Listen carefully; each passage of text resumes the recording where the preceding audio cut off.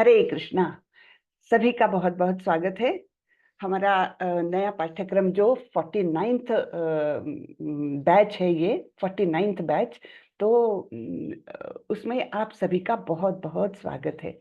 जो नए लोग हैं उनको बहुत बधाई, और जो पुराने लोग हैं उनको भी मेरा साथ देने के लिए बहुत बहुत धन्यवाद, क्योंकि उनके साथ के बिना हम आगे नहीं बढ़ सकते। हमारे जो जो एडमिन्स है, जो जो यहाँ पर उपस्थित है, सबका मैं बहुत बहुत दिल से धन्यवाद करती हूँ कि वो हर बार मुझे इतना सपोर्ट करते हैं।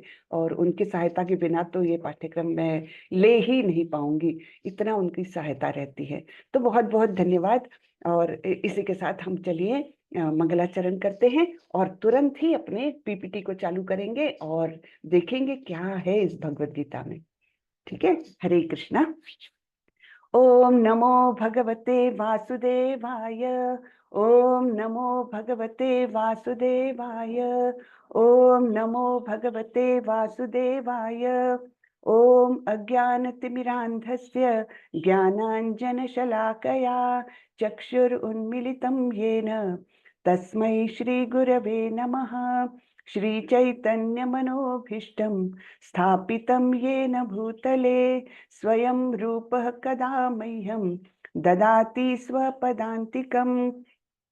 वन्देऽहं श्रीगुरो श्रीयुतपदकमलं श्रीगुरुन् वैष्णवांश्च श्रीरूपं साग्रजातं सहगण रघुनाथान्वितं तं सजीवं साद्वैतं सावधूतं परिजनसहितं कृष्णचैतन्यदेवं श्रीराधाकृष्णपादान् सहगण ललिता श्रीविशाखान्वितांश्च।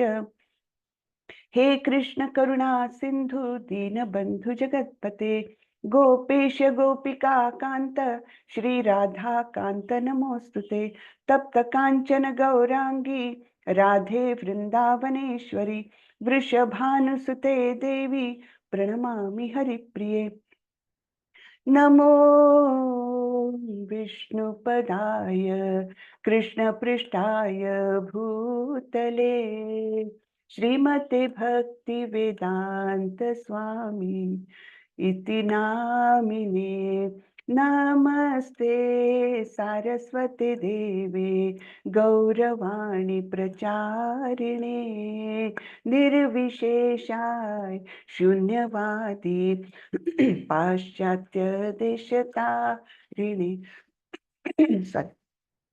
जय श्री कृष्ण चैतन्य प्रभो नित्यानंदा श्री अद्वैत गदाधर श्रीवासादि गौर भक्त वृंदा। हरे कृष्णा कृष्णा कृष्णा हरे हरे, हरे रामा राम रामा हरे हरे, हरे कृष्णा कृष्णा कृष्णा हरे हरे, हरे रामा राम रामा हरे हरे। हरे कृष्णा सभी को। सभी का बहुत बहुत स्वागत है। तो चलिए मैं पीपीटी शेयर करती हूँ और फिर हम देखेंगे हम क्या सीखेंगे इसके माध्यम से। जी।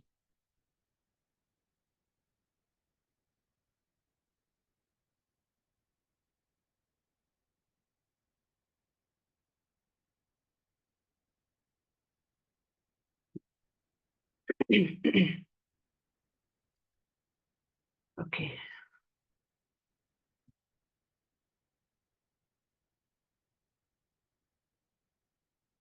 हरे कृष्णा। तो भगवत गीता को समझे 18 दिन में। भगवत गीता में अध्याय है 18। तो रोज एक अध्याय हम देखने वाले हैं, समझने की कोशिश करने वाले हैं कि इसमें भगवान ने किस तरीके का उपदेश दिया है। और ये जो कोर्स है ये हम कर रहे हैं इस्कॉन बेंगलुरु के माध्यम से। इन्होंने ये पाठ्यक्रम शुरू किया है। वहाँ के प्रेसिडेंट है श्रीला परम पूज्य श्रीला नाम निष्ठ दास प्रभु जी, जिन्होंने कोरोना के समय में ये संकल्पना चलवाई। तो कोरोना के समय आप सबको पता है, हम सभी लोग घर में एकदम कैद हो गए थे। कोई बाहर नहीं जा सकता था, कोई अंदर नहीं आ सकता था, और कुछ भी किसी से संपर्क नहीं था। तब फिर नामनिष्ठा दास प्रभु जी ने ये सोचा कि क्यों ना लोगों को घर में बैठे बैठे इंटरनेट के माध्यम से, जूम के माध्यम से ये भगवत गीता का कोर्स उन तक पहुंचाया जाए। और इसलिए उन्होंने एकदम शॉर्ट में, केवल 18 दिन में, किस प्रकार ये सुलभता से, एकदम सरलता से भगवत गीता लोगों तक पहुंचे, इसके लिए ये प्रयत्न किया। और इसको बहुत ट्रिमेंडस इसको सक्सेस मिला।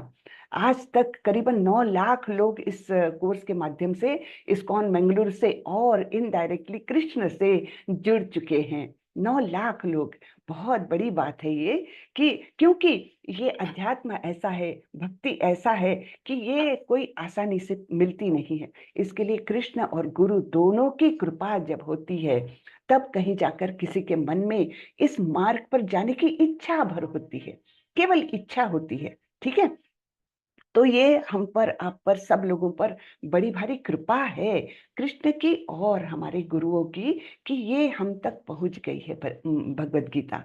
अब इसको कैसे हमको आगे बढ़ाना है, ये हम पर डिपेंड करता है ना। क्या इसको यही छोड़ दें, पहला दिन अटेंड करके छोड़ दें, या फिर 18 दिन करके छोड़ दें, या फिर और आगे बढ़ने का प्रयास करें, ये तो हमारी इच्छा शक्ति पर निर्भर करता है ना। तो लेकिन ये निश्चित रूप से मैं बताती हूँ, ये निश्चित रूप से एक बड़ा भारी वरदान है कि ये भगवत गीता हम तक पहुंची है। इसके लिए बोला जाता है, ब्रह्मांड भ्रमिते कोनो भाग्यवान जीव, गुरु कृष्ण प्रसादे पाए भक्ति लता बीज। हाँ, तो ब्रह्मांड में तो अनेक जीव, इनफाइनाइट जीव घूम रहे हैं, लेकिन केवल कृष्ण और गुरु, इनकी कृपा के माध्यम से किसी जीव तक ये भक्ति का बीज जो है ये पहुंचता है। अब इसको हम कैसे सींचते हैं, कैसे उसको पालन पोषण करके बड़ा करते हैं, कैसे उसमें प्रगति करते हैं, ये तो हमारा इंडिविजुअल कैपेसिटी, इंडिविजुअल इच्छा है। ठीक है, तो चलिए इसी बात पे हम कॉन्ग्रेचुलेट करते हैं, हम आपको भी मुझे भी, कि ये भक्ति लता बीज यहाँ तक तो पहुंचा है, मेरे तक तो पहुंचा है ना। तो चलिए आगे बढ़ते हैं। तो ये भगवत गीता को समझे 18 दिन में। हाँ, तो ये है प्रभुपाद जी। ये मैं इसको, तो ये है श्रीला प्रभुपाद। कौन है स्वामी प्रभुपाद जी?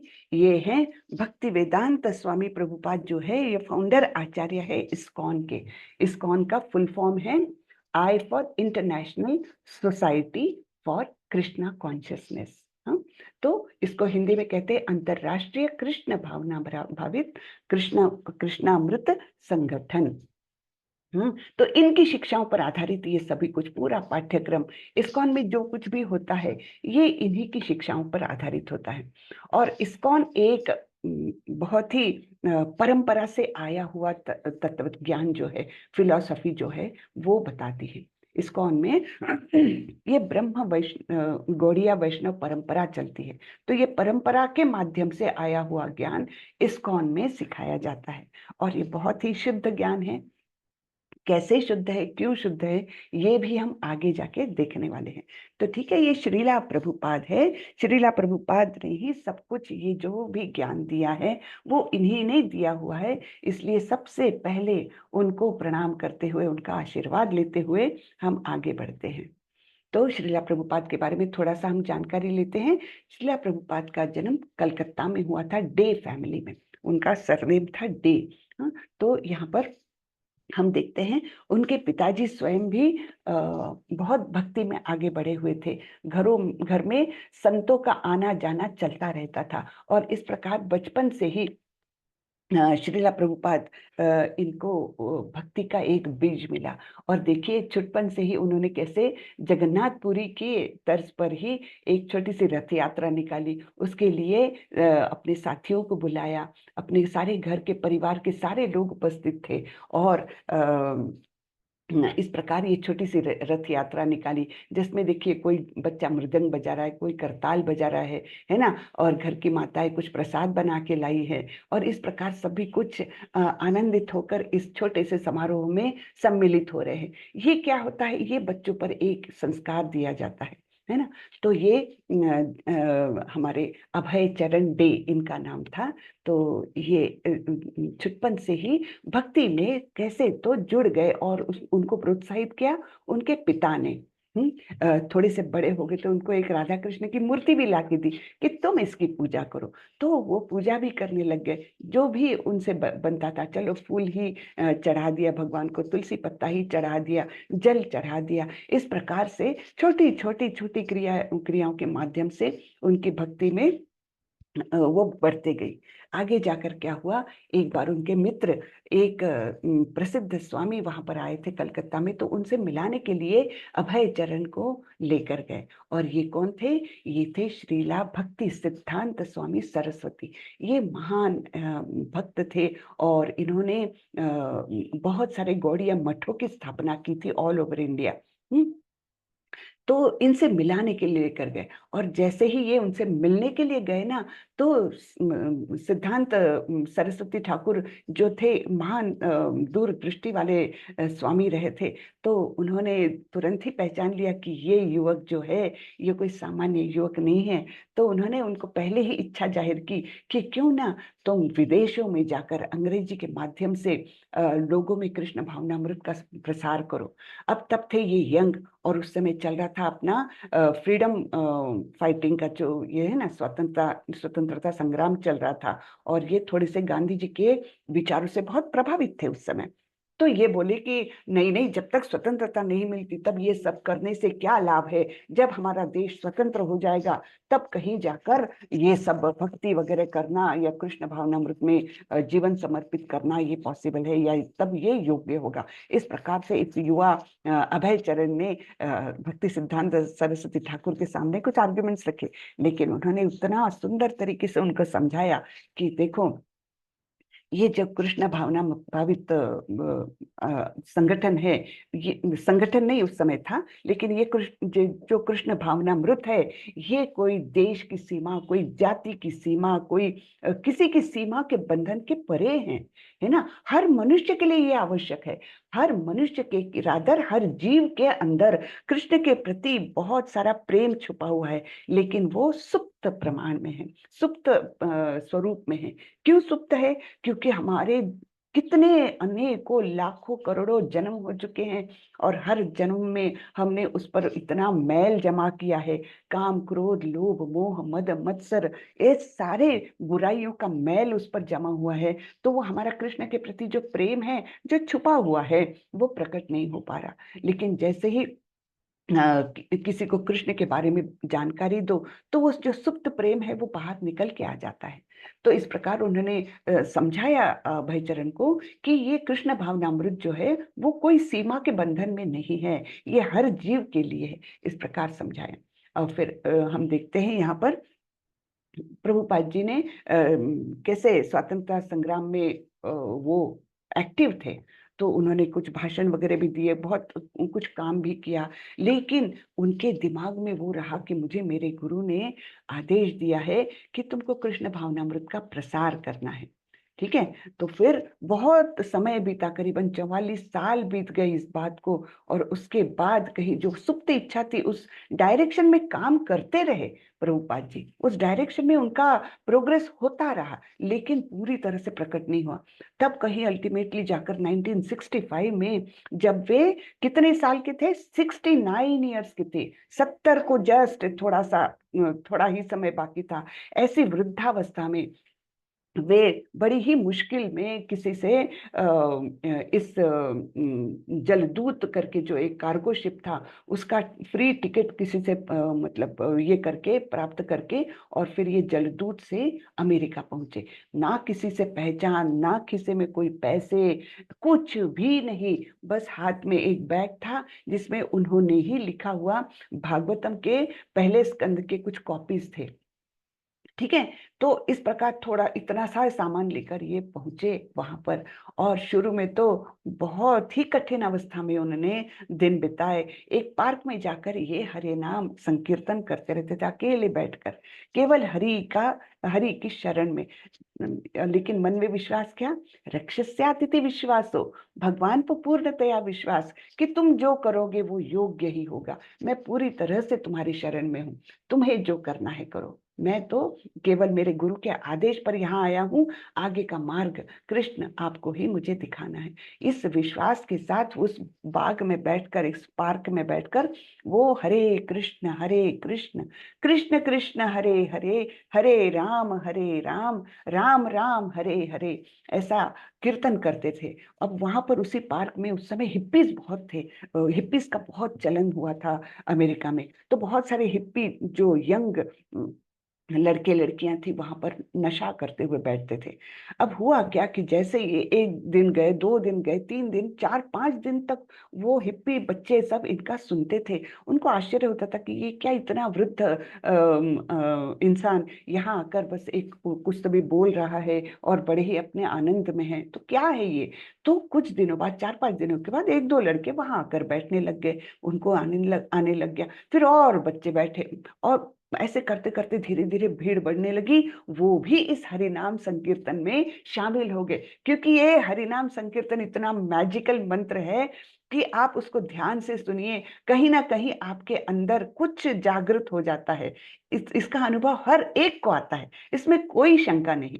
तो वो जो जिन्होंने कभी कृष्ण का नाम भी नहीं सुना था, हाँ, राम का नाम नहीं सुना था, वो उस हरे कृष्ण महामंत्र के संकीर्तन में शामिल होने लग गए। और ऐसे फिर धीरे धीरे वो उनका इतना प्रसार हुआ कि एक साल में उन्होंने 1966 में उन्होंने इस्कॉन की स्थापना की न्यूयॉर्क में। और फिर तो उन्होंने कभी पलट के नहीं देखा, इतने लोग जुड़ गए उनसे।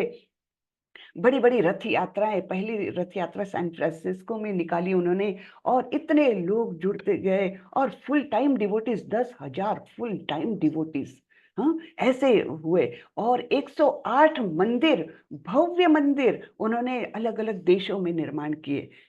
कितनी बड़ी बात है ये तो, यानी अद्भुत कार्य। हम सोचो तो कौन कर सकता है, इतना बूढ़ा व्यक्ति जिसके पास कुछ भी नहीं है, वो जाकर के अलग अलग देशों में 108 मंदिर, बड़े बड़े एकदम ह्यूज, और इतने लोग उनके फॉलोअर्स, सब कुछ होने लग गया। ये कितना अद्भुत कार्य उन्होंने किया। बड़े बड़े लोग, ड्यूक्स और राजा महाराजा, किंग्स वगैरह आकर उनसे मिलते थे। बड़े बड़े पत्रकार आकर उनके इंटरव्यूज छापते थे। इतनी सारी बुक्स उन्होंने लिखी, हाँ, करीबन 100 बुक्स उन्होंने लिखी, जो हम लोगों के लिए पढ़ना भी पॉसिबल नहीं है। एक बैक टू गॉड हेड उन्होंने पत्रिका चालू की थी 1944 में, तो वो भी कंटिन्यू करते गए। एक पत्रिका जो आज तक कंटिन्यूड है, उनके शिष्यों ने वो अभी भी काम चालू रखा है। तो इस प्रकार ये अद्भुत भक्त के माध्यम से जो हमको ज्ञान मिला है, वो ही ज्ञान हम अभी आगे पढ़ने वाले हैं। ठीक है। तो ये है इस्कॉन राधा गोविंद मंदिर, मैंगलोर के विग्रह, अर्च विग्रह। ठीक है। मैंगलोर में एक हमारा बहुत सुंदर मंदिर बना हुआ है, हाल ही में बना है। 1-2 महीने पहले ही इसका उद्घाटन हुआ, और बहुत सुंदर मंदिर बना है। पहले तो ये बहुत छोटी जगह पर था, लेकिन अभी ये एक भव्य परिसर में शिफ्ट हो गया है, और बहुत सुंदर मंदिर बना है। तो इस मंदिर के अध्यक्ष है नाम निष्ठा दास प्रभु, जो बीटेक है आईआईटी कानपुर से। कितना सुंदर करियर था उनके आगे, है ना। आईआईटी से निकला हुआ कोई भी विद्यार्थी जो है, उसके लिए तो धन दौलत की कभी कमी हो ही नहीं सकती, लेकिन सबका त्याग करके केवल कृष्ण की भक्ति के लिए इन्होंने सब कुछ छोड़ा और इस्कॉन ज्वाइन किया।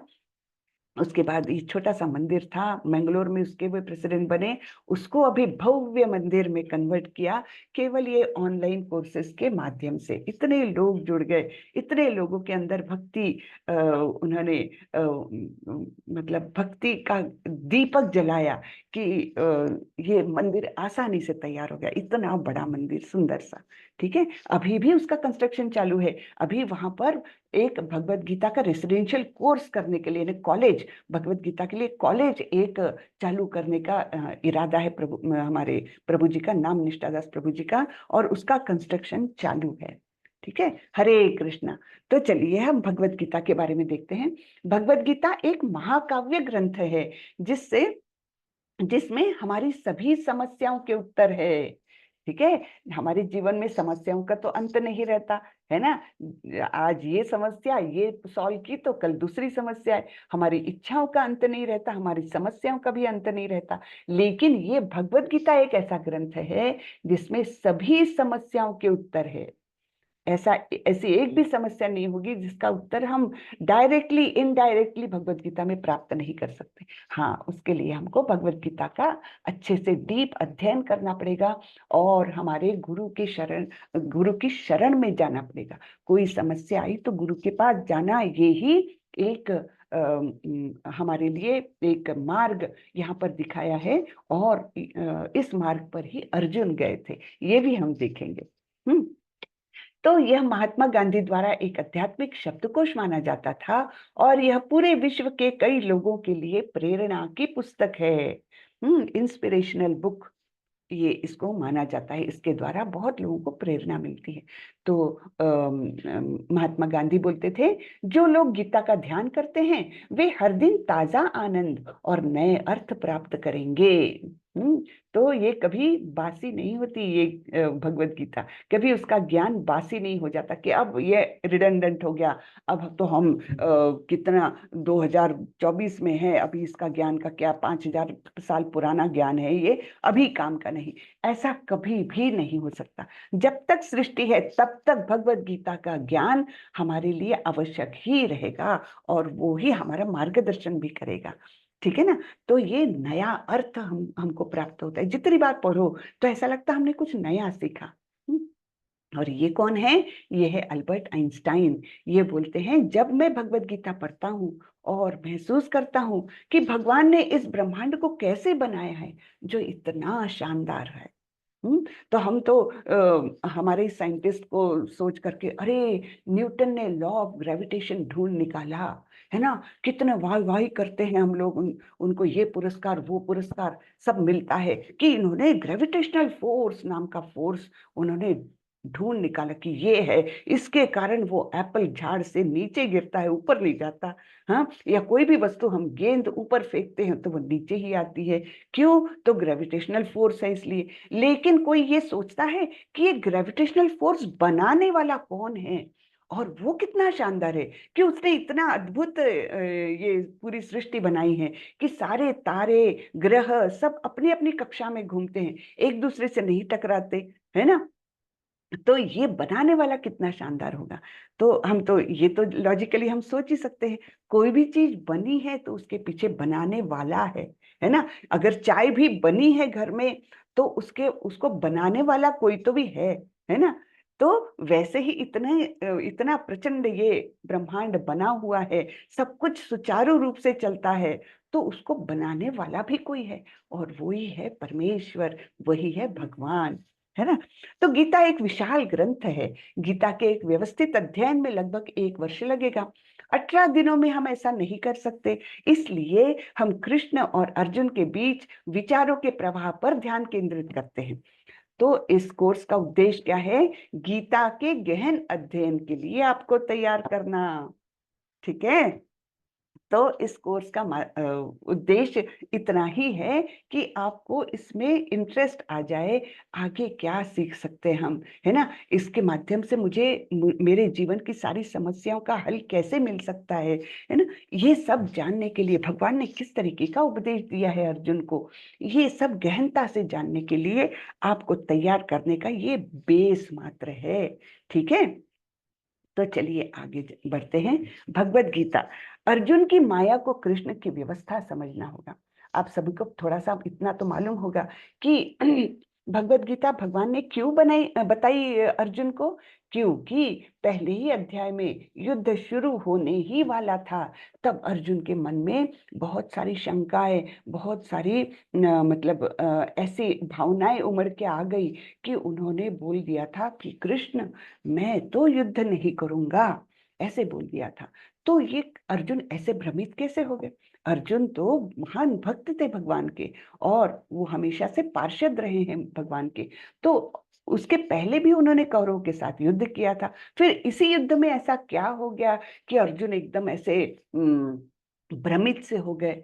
तो इसको एक्चुअली ये कृष्ण की व्यवस्था है। कृष्ण ने ही ऐसी लीला की कि अर्जुन के मन में भ्रम उत्पन्न हो गया।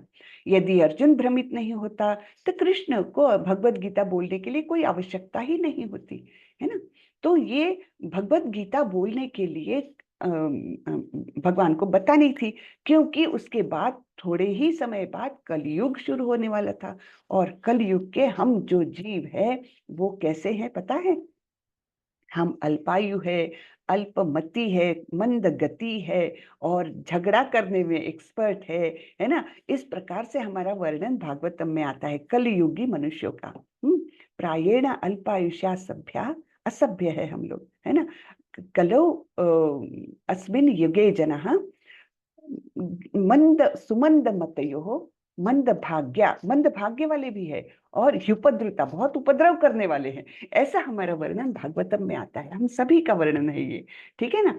तो इसके लिए हम लोगों की सहायता के लिए भगवान ने ये भगवत गीता उनको बोलनी थी, और इसलिए उन्होंने अर्जुन को भ्रमित किया, ठीक है।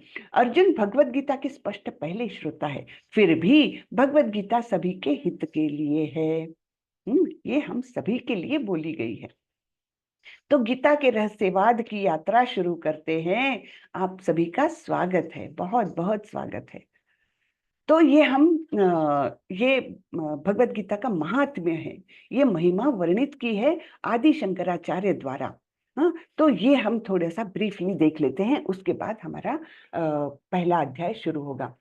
गीता शास्त्रमिदं पुण्यं यः पठेत् प्रयतः पुमान् विष्णुः पादम् अवाप्नोति भयशोकादिवर्जितः। भगवत गीता दिव्य साहित्य है। जो इसे ध्यानपूर्वक पढ़ता है और इसके उपदेशों का पालन करता है, वह भगवान विष्णु का आश्रय प्राप्त करता है, जो कि समस्त भय तथा चिंताओं से मुक्त है। तो इससे क्या होता है? भगवान विष्णु का आश्रय प्राप्त हो सकता है, और इसके साथ ही हम सारे ही भय और चिंताओं से मुक्त हो सकते हैं। क्योंकि हमारे जीवन में भय और चिंताएं, भय काय का रहता है? अरे बाप रे, हम कार से जा रहे हैं, उधर से कोई ट्रक आ गया तो एक्सीडेंट हो सकता है। भय हर एक जगह, हर क्षण हमारे मन में कहीं ना कहीं छुपा हुआ है। वो कभी एकदम प्रकट होता है, कभी सुप्तावस्था में रहता है, लेकिन भय रहता है, और चिंताएं भी रहती है। भय और चिंता वैसे एक साथ ही है, एक दूसरे के बहन भाई बोलना चाहिए। ठीक है ना। तो आगे बढ़ते हैं। गीताध्ययनशीलस्य प्राणायाम परस्य च नैव सन्ति हि पापानि पूर्व जन्म कृतानि च। यदि कोई भगवत गीता को निष्ठा तथा गंभीरता के साथ पढ़ता है, तो भगवान की कृपा से उसके सारे पूर्व दुष्कर्मों के फलों का उस पर कोई प्रभाव नहीं पड़ता। तो ये बात हम बहुत सुनते हैं कि अरे कोई पाप किया होगा पिछले जन्म में, तभी ये सब भुगतना पड़ रहा है ना। बहुत बार सुनते हैं हम ये बात। तो यहाँ पर क्या बताया है? सभी पूर्व दुष्कर्मों के फलों का उस पर प्रभाव नहीं पड़ता। तो आसानी से, यानी क्या, हम ये निष्कर्ष पर जा सकते हैं कि हमारे जीवन में आने वाली समस्याएं जो है वो क्षीण होने लगती है ना, कम होने लगती है। बिल्कुल जैसे ही हमारे मन में भगवान कृष्ण के प्रति दृढ़ विश्वास होने लगता है, तो ये सारी कठिनाइयां हमारे जीवन की कम कम होने लगती है। मलिने मोचनम पुंसाम जल स्नानम दिने दिने सुकृत गीतामृत स्नानम संसार मलनाशनम। मनुष्य जल में स्नान करके नित्य अपने को स्वच्छ कर सकता है, लेकिन यदि कोई भगवत गीता रूपी पवित्र गंगा जल में एक बार भी स्नान कर ले, तो वह भौतिक जीवन यानी भवसागर की मलिनता से सदा सदा के लिए मुक्त हो जाता है। तो इस प्रकार हमारी मलिनता जो है वो, यानी हमारे मन में जो काम क्रोध लोभ मोह मद मत्सर, इनका जो मैल जमा हुआ है ना, वो उससे हमको सदा सदा के लिए मुक्ति मिल जाती है। हाँ, गीता सुगीता कर्तव्या किमन्यो शास्त्र विस्तरैः या स्वयं पद्मनाभस्य मुख पद्माद्विनिश्रिता। चूंकि भगवत गीता भगवान के मुख से निकली है, अतएव किसी अन्य वैदिक साहित्य को पढ़ने की आवश्यकता नहीं रहती। केवल भगवत गीता का ही ध्यान पूर्वक तथा मनोयोग से श्रवण तथा पठन करना चाहिए। केवल एक पुस्तक भगवत गीता ही पर्याप्त है, क्योंकि यह समस्त वैदिक ग्रंथों का सार है और इसका प्रवचन भगवान ने किया है। स्वयं भगवान से मुख से निकली हुई है ये गीता, है ना। तो ये केवल भगवत गीता ही पर्याप्त है हमको आध्यात्मिक जगत में ले जाने के लिए। भारतामृत सर्वस्वं विष्णु वक्त्राद्विनिसृतं गीता गंगोदकं पीत्वा पुनर्जन्म न विद्यते। जो गंगा जल पीता है वह मुक्ति प्राप्त करता है, अतएव उसके लिए क्या कहा जाए जो भगवत गीता का अमृत पान करता हो। भगवत गीता महाभारत का अमृत है और इसे भगवान कृष्ण यानी मूल विष्णु ने स्वयं सुनाया है। सर्वोपनिषदो गावो दोग्धा गोपालनंदनः पार्थो वत्सः सुधीर्भोक्ता दुग्धम गीतामृतम महत्। यह गीतोपनिषद भगवत गीता जो समस्त उपनिषदों का सार है, गाय के तुल्य है और ग्वाल बाल के रूप में विख्यात भगवान कृष्ण इस गाय को दोह रहे हैं। अर्जुन बछड़े के समान है और सारे विद्वान तथा शुद्ध भक्त भगवत गीता के अमृतमय दूध का पान करने वाले हैं। तो हम जब शुद्ध भक्त बन जाएंगे तब कहीं, लेकिन अभी तो हम एक बूंद चखने के लिए तरस रहे हैं। लेकिन जब शुद्ध भक्त बन जाएंगे तब हम इस अमृत तुल्य दूध का वास्तव में पान करेंगे, है ना। एकम शास्त्रम देवकी पुत्र गीतम एको देवो देवकी पुत्र एव एको मंत्रस्तस्य नामानि यानि कर्माप्येकम तस्य देवस्य सेवा। आज के युग में लोग एक शास्त्र, एक ईश्वर, एक धर्म तथा एक वृत्ति के लिए अत्यंत उत्सुक है। अतएव सारे विश्व के लिए केवल एक शास्त्र भगवत गीता हो, सारे विश्व के लिए एक ईश्वर हो, देवकी पुत्र श्री कृष्ण, एक मंत्र एक प्रार्थना हो, उनके नाम का कीर्तन, हरे कृष्ण कृष्ण कृष्ण हरे हरे, हरे राम राम राम हरे हरे, और केवल एक ही कार्य हो, भगवान की सेवा। अगर ऐसा हो गया दुनिया में तो आप सोचिए, ये सारे युद्ध, ये तुम्हारा भगवान मेरा भगवान और ये सब सब कुछ बंद हो जाएगा। और मतलब जो इतनी बड़ी समस्या है पृथ्वी पर, वो सारी समस्या ही खत्म हो जाएगी अगर ये हुआ तो, है ना। एकम शास्त्रम देवकी पुत्र गीतम एको देवो देवकी पुत्र एव एको मंत्रस्तस्य नामानि यानि कर्माप्येकम तस्य देवस्य सेवा। तो चलिए इसी के साथ हम चालू करते हैं हमारा पहला अध्याय, जिसका नाम है अर्जुन विसर्ग योग, अर्थात अर्जुन का योग विलाप। इसमें अर्जुन विलाप करने वाले हैं, यानी क्या, वो बहुत निराश होने वाले हैं। हम देखते हैं क्यों निराश होने वाले हैं हम। तो इसका शुरुआत जो है, ये धृतराष्ट्र जो पांडवों के कौन थे, ताऊ जी थे, है ना, बड़े चाचा थे और हस्तिनापुर के सम्राट थे, उनके एक श्लोक से हो रही है। तो धृतराष्ट्र कैसे थे, जन्मांध थे, वो जन्म से ही अंधे थे और उनको इच्छा थी कि मेरे पुत्र और पांडव जो युद्ध करने जा रहे हैं उसमें क्या हो रहा है। तो इसके लिए उन्होंने वैसे तो अंधे ही थे, लेकिन व्यास देव जो थे उनकी कृपा से उनको बोला गया, व्यासदेव ने बोला कि मैं तुमको दिव्य दृष्टि दे सकता हूँ, तुम यहीं पर बैठ करके कुरुक्षेत्र में क्या हो रहा है, युद्ध में क्या हो रहा है, सब देख सकोगे। लेकिन धृतराष्ट्र ने बोला मैं तो जन्म से अंधा हूं, मैं तो ये भी नहीं पहचान पाऊंगा कि ये भीम है कि दुर्योधन है, ये मेरे पुत्र है कि पांडवों के पुत्र, ये मेरे मित्र पक्ष है कि शत्रु पक्ष है, ये मैं देखकर पहचान ही नहीं पाऊंगा, क्योंकि मैं किसी को जानता ही नहीं हूं दृष्टि से, है ना। तो इसलिए आप ऐसा करिए कि मेरे जो सचिव है संजय, उनको आप ये दिव्य दृष्टि दीजिए, वो मुझे नैरेट करके बताते जाएंगे, वो मुझे बताते जाएंगे क्या हो रहा है वहां पर।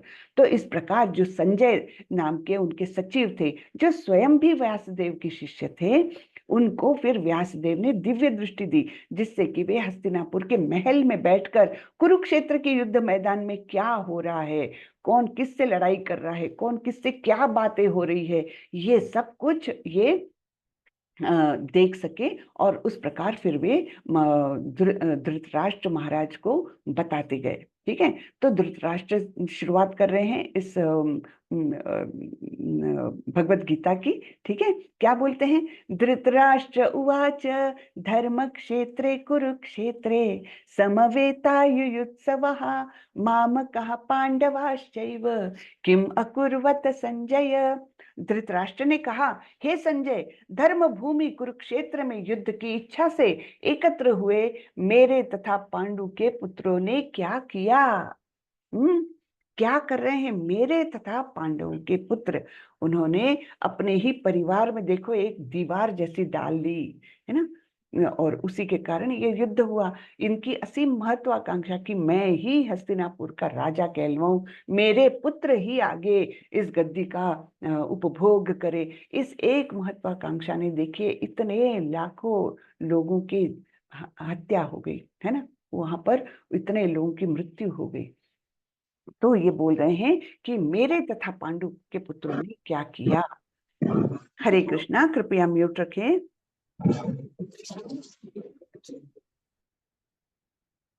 तो महाभारत में वर्णित धृतराष्ट्र तथा संजय की वार्ताएं इस महान दर्शन के मूल सिद्धांत का कार्य करती है। हाँ, ये यहाँ से बेस मिल गया है। माना जाता है कि इस दर्शन की प्रस्तुति कुरुक्षेत्र के युद्ध स्थल में हुई, जो वैदिक युग से पवित्र तीर्थ स्थल रहा। इसका प्रवचन भगवान द्वारा मानव जाति के पथ प्रदर्शन हेतु तब किया गया जब वे इस लोक में स्वयं उपस्थित थे। तो जब भगवान स्वयं द्वापर युग में इस पृथ्वी लोक पर आए थे, तब इस भगवत गीता का प्रवचन हुआ था। तो संजय ने बताया, अब संजय बता रहे हैं क्या क्या हो रहा है।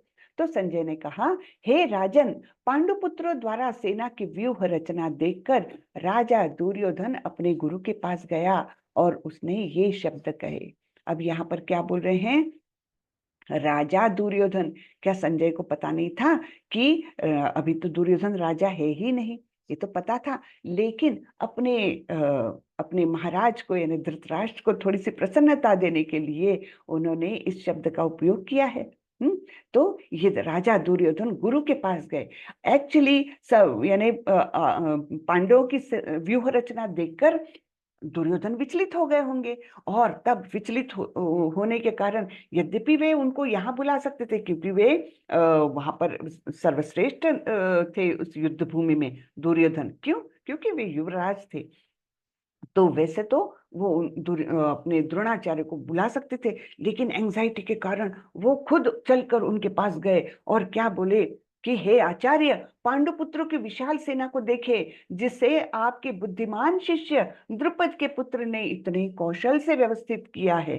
कितने गुस्से में, कैसे कैसे हाव भाव है, ऐसे ही हाव भाव से उन्होंने ऐसे पूछा होगा द्रोणाचार्य को। एक कटाक्ष है इसमें कि आपके बुद्धिमान शिष्य, देखा आपने किसको ये विद्या दी, इतना सेना में सेना की व्यूह रचना में इतना कौशल दिया, किसको दिया? जो आज हमसे युद्ध करने जा रहा है ना। ऐसे हैं आपके शिष्य, देख लीजिए आपके कारण हमको कितनी परेशानी उठानी पड़ रही है ना। ये सारे विचार यानी उसके पीछे दिख रहे हैं हम सबको।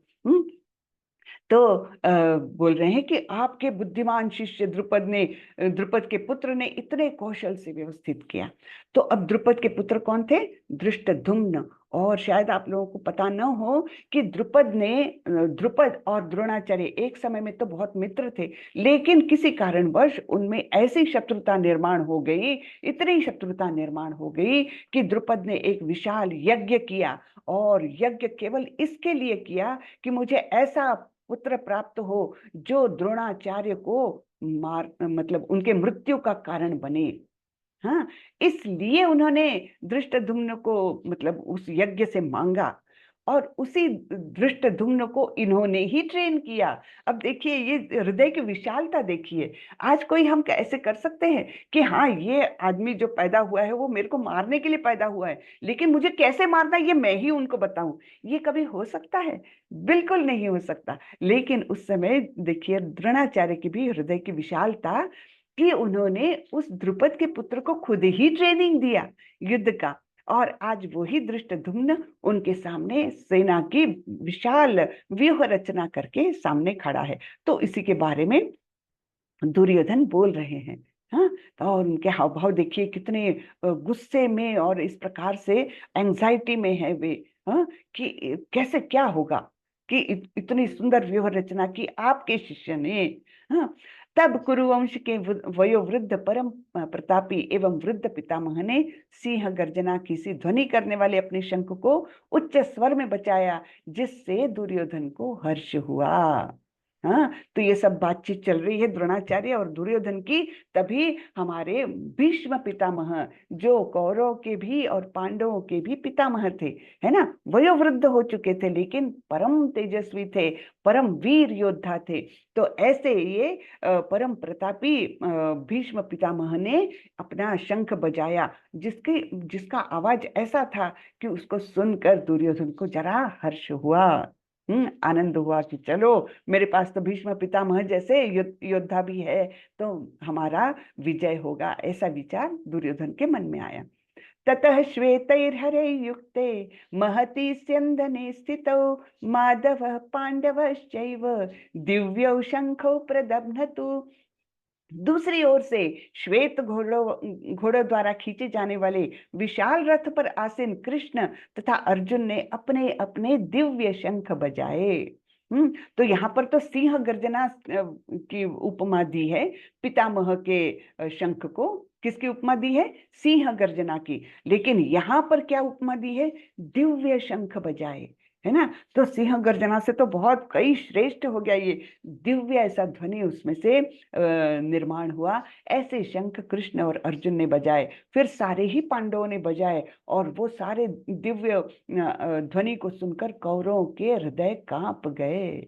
हाँ, अथ व्यवस्थितान् दृष्ट्वा धार्तराष्ट्रान् कपिध्वजः प्रवृत्ते शस्त्र संपाते धनुरुद्यम पांडवः ऋषिकेशं तदा वाक्यम इदमाह महीपते। उस समय हनुमान से अंकित ध्वजा लगे रथ पर आसीन पांडुपुत्र अर्जुन ने अपना धनुष उठाकर तीर चलाने के लिए उद्यत हुआ। हे राजन, धृतराष्ट्र के पुत्र को व्यूह में खड़ा देखकर अर्जुन ने श्री कृष्ण से ये वचन कहे। अब देखिए एकदम युद्ध शुरू ही होने वाला है। आप लोग इमेजिन करिए, दो इतनी महान महान सेनाएं आमने सामने खड़ी है, शंख ध्वनि हो चुका है, अर्जुन ने अपना गांडीव धनुष उठा लिया है, उसमें बाण भी लगा ही लिया है, और तब उन्होंने उस सेना पर दृष्टि डाली और फिर क्या बोले अपने सारथी से, जो स्वयं श्री कृष्ण है। सारथी कौन बने हैं अर्जुन के रथ के? स्वयं श्री कृष्ण। तो अर्जुन ने कहा, हे अच्युत, कृपा करके मेरा रथ दोनों सेनाओं के बीच में ले चले, जिससे मैं यहाँ युद्ध की अभिलाषा रखने वालों को और शस्त्रों की इस महान परीक्षा में जिनसे मुझे संघर्ष करना है उन्हें मैं देख सकूं। तो बोले कि मेरा रथ जो है दोनों सेनाओं के बीच ले चलो हे श्री कृष्ण। तो अर्जुन ने, फिर श्री कृष्ण लेकर गए वो रथ दोनों सेनाओं के बीच में। तो अर्जुन ने देखा सामने के पक्ष में कौन कौन खड़े हैं। अर्जुन ने वहां पर दोनों पक्षों की सेनाओं के मध्य में अपने चाचा ताऊओं, पितामहों, गुरुओं, मामाओं, भाइयों, पुत्रों, पौत्रों, मित्रों, ससुरों और शुभ शुभ चिंतकों को भी देखा। हम्म तो किससे लड़ाई करने जा रहा हूं मैं, ये देख रहे हैं अर्जुन। कौन कौन है? सारे रिश्तेदार, सारे प्रियजन। हाँ, सारे प्रियजन, शुभ चिंतक, मित्र, सारे लोग ये युद्ध करने के लिए खड़े हैं। और तब क्या हुआ? तब अर्जुन के मन में विचारों का एकदम कोलाहल मच गया। सुनामी आ गई उनके मन में विचारों की। तो अर्जुन क्या बोल रहे हैं? अर्जुन उवाच दृष्टवेमं स्वजनं कृष्ण युयुत्सं समुपस्थितं सीदन्ति मम गात्राणि मुखं च परिशुष्यति। अर्जुन ने कहा, हे कृष्ण, इस प्रकार युद्ध की इच्छा रखने वाले मित्रों तथा संबंधियों को अपने समक्ष उपस्थित देखकर मेरे शरीर के अंग कांप रहे हैं और मेरा मुंह सूखा जा रहा है। इतने वीर धनुर्धर योद्धा, इतने महान वीर, और वे क्या बोल रहे हैं कि मेरा अंग कांप रहा है, मेरा मुंह सूखा जा रहा है। क्या ये नॉर्मल लग रहा है आप लोगों को? बिल्कुल नहीं लग रहा ना, बिल्कुल भी नहीं लग सकता, क्योंकि अर्जुन तो इतने महान वीर योद्धा, इतने महान कुल के क्षत्रिय, वो ऐसे कैसे कर सकते हैं? तो ये सारी भगवान की लीला है, ये भी हमने समझना चाहिए। तो ये अर्जुन के मन में विचारों का कोलाहल आ गया और क्या बोले, हे कृष्ण, इस युद्ध में अपने ही स्वजनों का वध करने से न तो मुझे कोई अच्छाई दिखती है और न मैं उससे किसी प्रकार की विजय, राज्य या सुख की इच्छा रखता हूँ। तो बोल रहे हैं कि अरे क्या, इससे क्या अच्छा निकलने वाला है, मैं अपने ही लोगों को मार दूंगा, हाँ, तो इससे मुझे कोई सुख नहीं मिलने वाला। हे गोविंद, हमें राज्य सुख अथवा इस जीवन से क्या लाभ, क्योंकि जिन सारे लोगों के लिए हम उन्हें चाहते हैं वे ही इस युद्ध भूमि में खड़े खड़े हैं।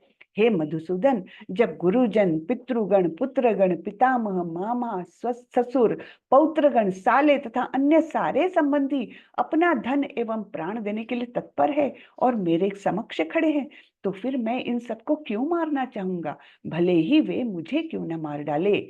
हे जीवों के पालक, मैं इन सबों से लड़ने को तैयार नहीं, भले ही बदले में मुझे तीनों लोग क्यों न मिलते हो। इस पृथ्वी की तो बात ही छोड़ दें, भला धृतराष्ट्र के पुत्रों को मारकर हमें कौन सी प्रसन्नता मिलेगी।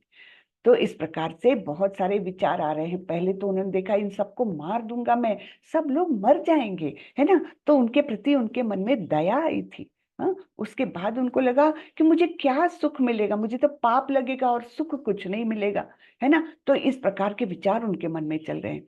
कुल का नाश होने पर सनातन कुल परंपरा नष्ट हो जाती है और इस तरह शेष कुल भी अधर्म में प्रवृत्त हो जाता है। हे कृष्ण, जब कुल में अधर्म प्रमुख हो जाता है तो कुल की स्त्रियां दूषित हो जाती है और स्त्रीत्व के पतन से हे वृष्णिवंशी अवांछित संतानें उत्पन्न होती है।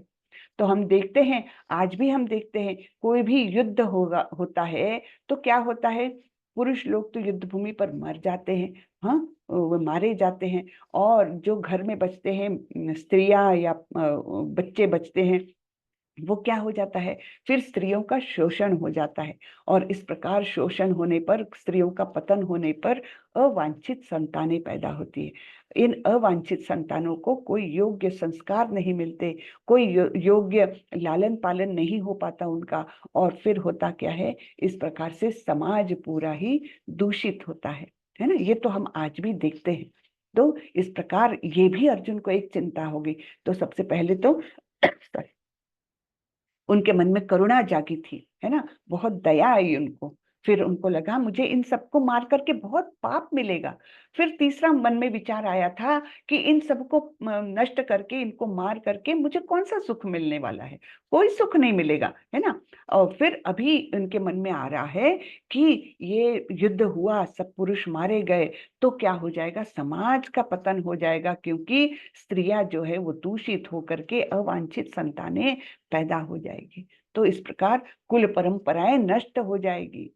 हाँ, फिर अवांछित ये संकरो नरकायैव कुलघ्नानां कुलस्य च पतन्ति पितरो येषां लुप्तपिंडोदकक्रियः।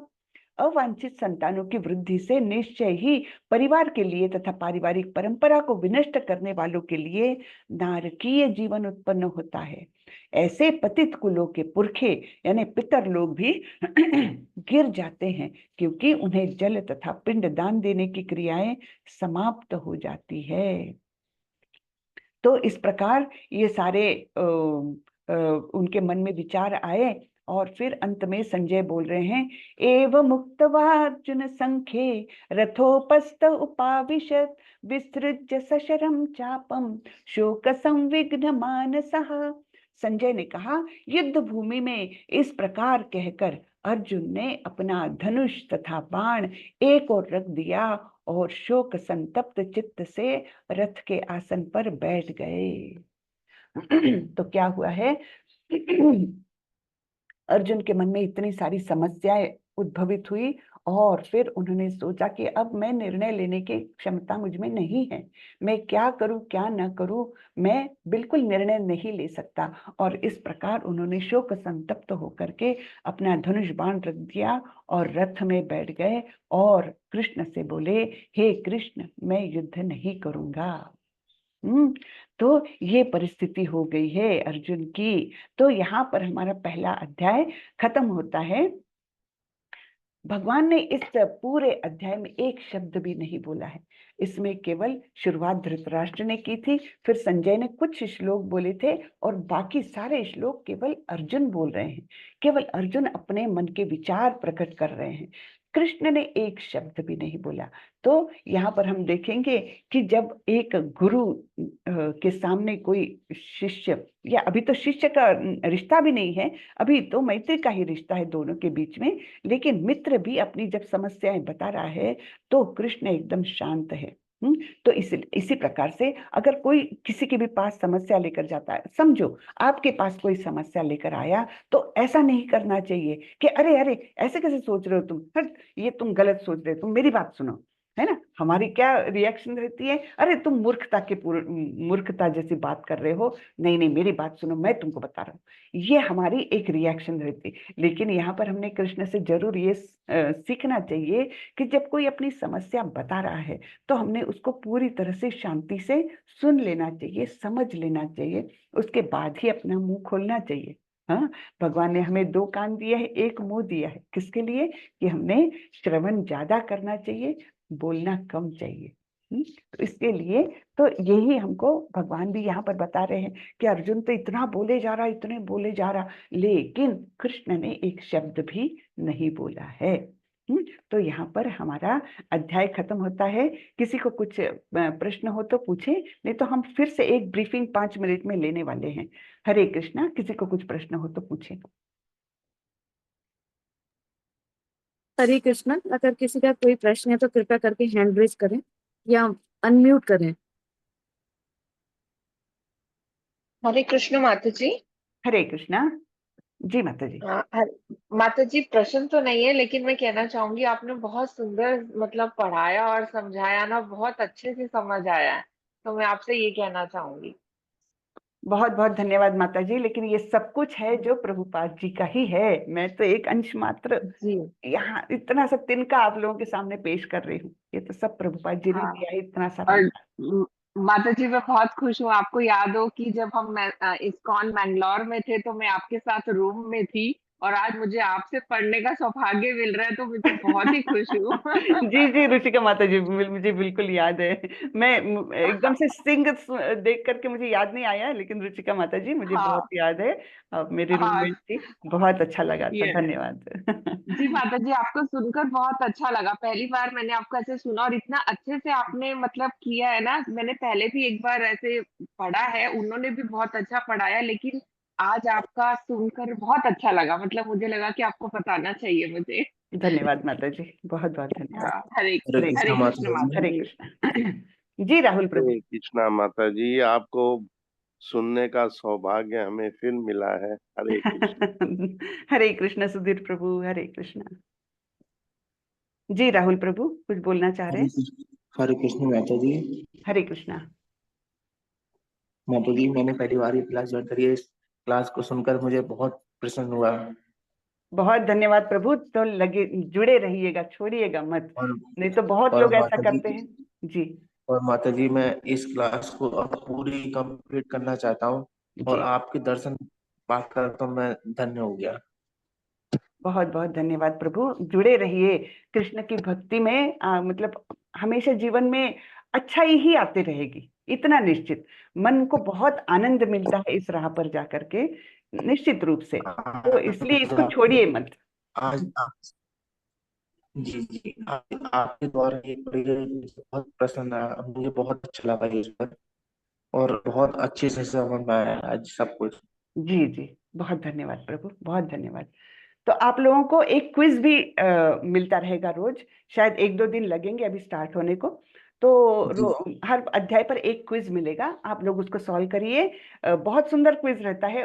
वो 4 ऑप्शंस रहते हैं, उसमें एक टिक करना है, तो उससे आपकी समझ कैसी बन रही है जी वो जी एक पता चलता है। और जब ये 18 दिन खत्म हो जाएंगे, 18 अध्याय का आपने क्विज कंप्लीट कर लिया, तो आप लोगों को एक सर्टिफिकेट मिलेगा, और उस सर्टिफिकेट के माध्यम से फिर आप लेवल 2 में भी जा सकते हैं, जिसमें हम भगवत गीता का बहुत डिटेल में अध्ययन करते हैं, पूरी भगवत गीता पढ़ते हैं। इसमें तो कैसे हमने बहुत लिमिटेड श्लोक लिए हैं, और एक फ्लो, सिर्फ विचारों का फ्लो क्या है, विचारधारा क्या है, उसको केवल हम लेवल 1 में देखते हैं, लेकिन लेवल 2 में हम हर एक श्लोक को देखेंगे, तो वो बहुत सुंदर अध्ययन हो जाता है। हम्म। तो मेरी इच्छा है इस जी क्लास में जी। आज जो जो लोग जुड़े हैं, सभी लोग लेवल 2 में भी मेरा साथ दे। लेवल 2 भी मैं ही लेने वाली हूँ, तो उसमें भी मेरा साथ दे, ऐसी मेरी हाँ सबसे रिक्वेस्ट है, पहले दिन से ये रिक्वेस्ट है। ठीक है। हाँ माता जी, आप मुझे दूर लेती हैं तो मैं तो जरूर ज्वाइन करूंगा उसे। जी जी जी, जरूर ज्वाइन करिएगा। बहुत बहुत खुशी हुई, बहुत खुशी हुई। और फिर आप लोगों को अगर अच्छा लग रहा है तो मेरी एक रिक्वेस्ट भी है। रिक्वेस्ट ये है कि आप अपने घर में, परिवार में, या अपने परिचितों में, मित्रों में ये लिंक अगर आज भी भेज दे, तो भी कोई भी ज्वाइन कर ले, तो कोई नुकसान नहीं है, पहला अध्याय भर हो जाएगा। या ये करीबन 1.5-2 महीने में ये कोर्सेस रिपीट होते हैं हमारे, तो लोगों को ज्यादा से ज्यादा इससे जोड़िए। ये आनंद सब में बांटना है हमको। जितने ज्यादा से ज्यादा लोगों को ये कृष्ण भावनामृत मिल जाए ना, उतना हमको कोशिश करना है।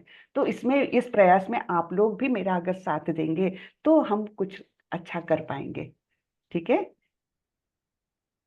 हरे कृष्णा। तो सभी लोग कोशिश करेंगे, तो हम ज्यादा से हरे ज्यादा कृष्ण। लोगों को जोड़ेंगे। हरे कृष्णा। तो चलिए हम शॉर्ट में, एक ब्रीफ में आज का रिकैप कर लेते हैं। आज क्या हुआ था कि युद्ध बिल्कुल चालू होने ही वाला है, दोनों सेनाएं एक दूसरे के आगे खड़ी है, और ऐसे समय में अर्जुन बोलता है कृष्ण को, हे कृष्ण, मेरा रथ दोनों सेनाओं के बीच में ले चलिए। तो कृष्ण ले जाते हैं, और जब अर्जुन देखते हैं कि मेरे समक्ष कौन खड़े हैं, मेरे ही अपने स्वजन, मेरे ही पितामह, मेरे ही गुरु, मेरे मित्र, मेरे बंधु बांधव, सारे लोग मेरे से युद्ध करने के लिए खड़े हैं। ये देख करके उनके मन में अनेक विचार आते हैं। सबसे पहले मन में आती है दया, कि मैं इन सबको मार डालूंगा, है ये सारे लोग मेरे द्वारा मारे जाएंगे, तो उनको दया आती है। फिर उनको लगता है मैं अपने ही स्वजनों को मार करके, मेरे ही पितामह गुरु, उनको मार करके मैं कितना बड़ा पाप अपने माथे लेने जा रहा हूँ, बहुत पाप लगेगा मुझे। और फिर तीसरा विचार आता है कि इनको मार करके अगर मुझे तीनों लोगों का राज्य भी मिल जाए, तो मुझे कोई सुख नहीं, तो फिर एक अकेले पृथ्वी का राज्य लेने से मुझे कौन सा सुख मिलने वाला है ना। तो ये सुख कोई मिलेगा नहीं, ये विचार था। फिर चौथे इसमें उन्होंने विचार किया आगे का, कि सारे पुरुष लोग मारे जाएंगे, घर में बचेगी स्त्रियां और बालक, है ना, सारे बच्चे बचेंगे, और फिर क्या होगा, इनका शोषण होगा स्त्रियों का, और शोषण होने के कारण उनका पतन हो जाएगा, पतित हो जाएंगी स्त्रियां, अवांछित संतानें पैदा हो जाएगी, जिनको ना कोई संस्कार मिलेंगे, ना कुछ अच्छा पोषण मिलेगा, ना कुछ लालन पालन होगा उनका, और फिर ऐसे से सारा समाज दूषित हो जाएगा। तो ये सारे विचार उनके मन में आए थे, और इसलिए वे पूरी तरह से भ्रमित हो गए, और उन्होंने बोला भगवान को कि मैं युद्ध नहीं करूंगा। यहाँ पर पहला अध्याय खत्म हुआ था।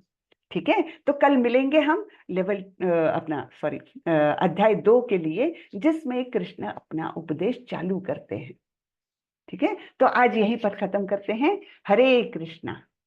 हरे कृष्ण। हरे कृष्ण माता हरे जी। कृष्णा। हरे हरे कृष्ण दंडवत माता जी, प्रणाम। दंडवत प्रणाम। धन्यवाद, हरे प्रणाम। कृष्ण माता जी। हरे कृष्ण। वाञ्छा कल्पतरुभ्यश्च कृपा सिन्धुभ्यैव च पतितानां पावनेभ्यो वैष्णवेभ्यो नमो नमः। अनंत कोटि वैष्णव वृंद की जय, श्रीला जय प्रभुपाद की जय। हरे जय। कृष्ण। हरे हरे कृष्णा। हरे हरे कृष्णा। सभी को दंडवत प्रणाम। हरे हरे कृष्ण। हम्म, Stop recording.